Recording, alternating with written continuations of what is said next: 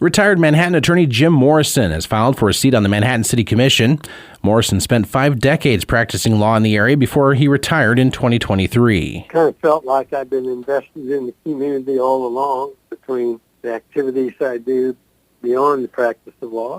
In terms of budgeting, Morrison says he's concerned the city hasn't put enough emphasis on needs. It ought to have a priority. It may have a priority, but it hadn't gotten there yet. I'd like to maybe see a new concept of budgeting. Start with a zero-based budget and then add what we need to because of additional issues and be judicious about our expenditures. Morrison says he'd like to see the city calculate needs like street, stormwater, and other infrastructure before prioritizing other projects. He becomes the second candidate to file for the city commission, joining current Commissioner Jamie Minton, who is seeking a full term after she was appointed last year. The filing deadline is June 1st.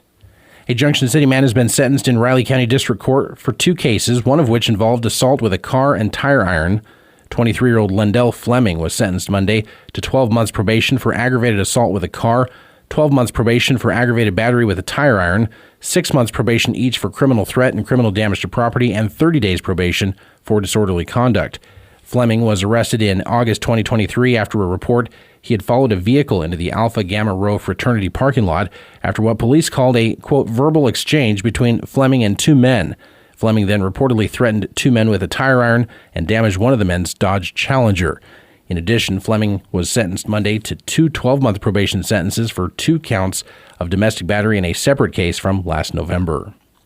Be Able officials say they're working to fill the need for transitional housing in Manhattan. On Monday, Be Able officials requested a $10,000 appropriation from Riley County for their new supportive housing program, which launches this month.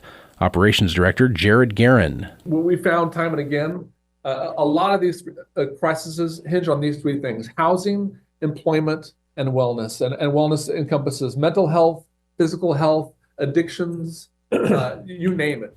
Due to a shortage of transitional housing, Be Able has acquired 3 properties on Yuma Street, which totals 14 bedrooms.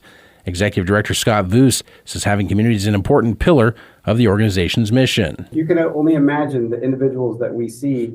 That type of community can be pretty chaotic, and it can be pretty heavy to orchestrate. And I think that's where our talent comes into play, is creating a safe place and an environment for those people to feel welcome. A Manhattan man is accused of theft from a pair of local businesses. RCPD says 43-year-old Adam Rundell was arrested Friday on charges of theft of property, theft by deception, and making false information. Police say Rundell is a suspect in a pair of thefts on April 21st at Central Mechanical Construction and Howie's Recycling. He's jailed on a $5,000 bond.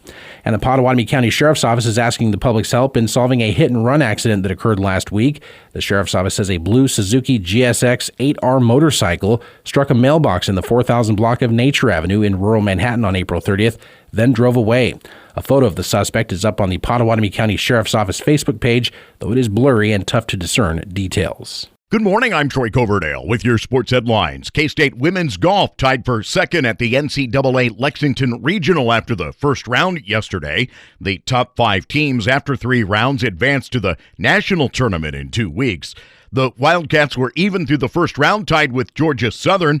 Top seed Florida State leads the field at 7 under. USC sits behind K-State at 1 over. Fellow Big 12 school TCU is in 5th after shooting a 4 over on the day. The Wildcats have 2 individuals tied for 3rd, with both Carla Burnett and Noah Van Bach shooting 2 under par through the first round. No other team has multiple individuals in the top 3. After a record-tying performance helped K-State to a series win at BYU, the Wildcats' Keegan O'Connor was named the Big 12's Newcomer of the Week. It's the first honor for O'Connor and gives K-State 5 Big 12 weekly honors on the season, the second most in the conference. O'Connor tied the program's single-game home run record in an 18-4 win over the Cougars Friday, becoming just the 5th Wildcat in school history to hit a trio in a game and the first since 2006. Bobby Witt Jr. scored the opening run and drove in the second to back 5 overpowering innings and 11 strikeouts from Cole Reagans. The Royals stayed hot with a 3-0 victory over the White Sox last night.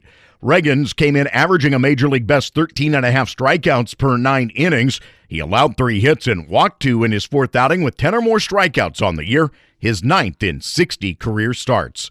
Now winners of 11 of 13, the Royals continue the series with the White Sox tonight at 6:40.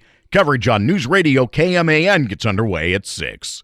Have a great day. I'm Troy Coverdale.